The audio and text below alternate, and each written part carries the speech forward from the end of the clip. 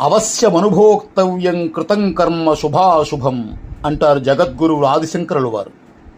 అనగా ఎవరెవరి గత జన్మ కర్మ ఏ ఏ పుణ్యాత్ముల సత్సాంగత్యంతో ఏ విధమైనటువంటి భగవద్భక్తి సువాసనలతో కూడి ఉన్నదో, ఎవరెవరి గత జన్మ కర్మ ఏ విధమైనటువంటి జడమురికి దుర్వాసన దుస్సాంగత్యంతో చేరి ఉన్నదో, వారి వారి గత జన్మ కర్మ వాసన ఫలితంగానే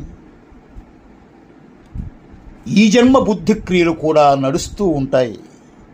గతంలో ఉచ్ఛస్థాయి శుభ సంకల్పాలు చేస్తే నేటి జన్మలో శుభయోగాలను పొందుతారు.